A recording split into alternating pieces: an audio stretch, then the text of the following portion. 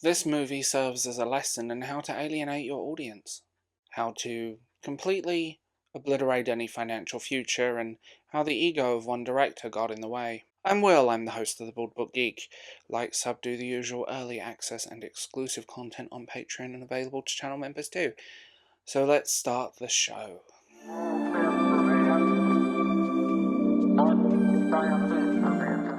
When the first Joker first hit theatres, it was an iconic movie from the gate.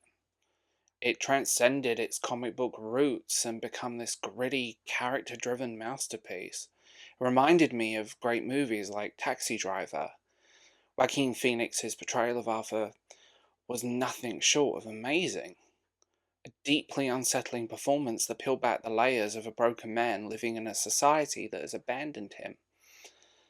It wasn't just a movie, it was this amazing experience. It was haunting and provocative and provided some fantastic commentary on mental health, loneliness, and societal neglect.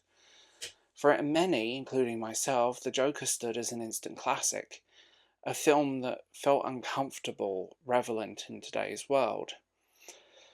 Then The Joker 2 was announced, and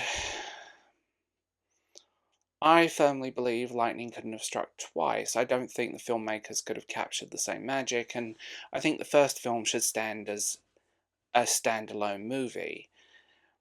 Instead of building on the foundations of the first film, The Joker 2 feels like a hollow imitation, a sequel that tried too hard to replicate the success of its predecessor, without understanding what made the first film so powerful. An element of the original Joker I loved was the gritty realism. The portrayal of Arthur's descent into madness, the film's stripped down aesthetic, the focus on character over spectacle, its raw, unfiltered style made it a deeply engaging movie. But for Joker 2, it's all replaced with this overly stylized approach that feels like a parody rather than a continuation. It doesn't even look remotely like the same universe. The filmmakers lent way too heavily into spectacle and abandoned the grounded realism that made the original so good.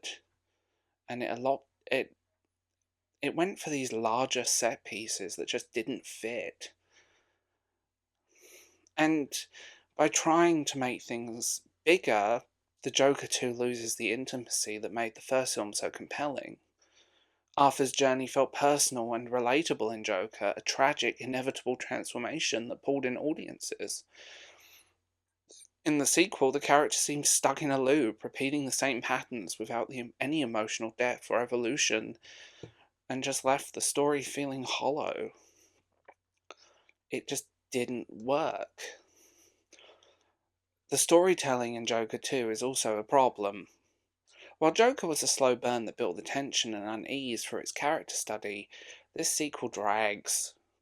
Instead of adding new layers to Arthur's psyche or exploring untouched territory, the film rehashes the same themes, only with less impact.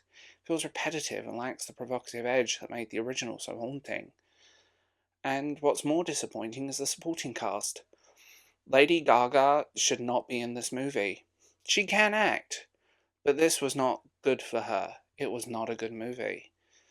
It was just pointless. She played an archetype rather than a character, and that became frustrating, and often felt like the supporting cast were mere props in a story that struggles to find its footing. So it led to the narrative feeling really directionless and really hollow. Even Joaquin's remarkable talent couldn't save this film. And I will say this, he's the only shining light in this movie, and he's not giving his best performance. It lacks the intensity and complexity of his portrayal in the first films, and it feels like he's constantly constrained by a script that doesn't know what to do with the character. And it's really frustrating to watch because of that. The pacing of Joker 2 is another area the sequel falls really flat. The original was this masterclass in tension building, created an atmosphere of dread and kept the audiences on their seats. In contrast, the Joker 2 feels sluggish. There were scenes that should be gripping, but instead just came across as filler. The unease that permeated the original was replaced by a sense of dullness, of boredom. a generic story that struggles to even remotely recapture the same feeling of tension and unpredictability in the first.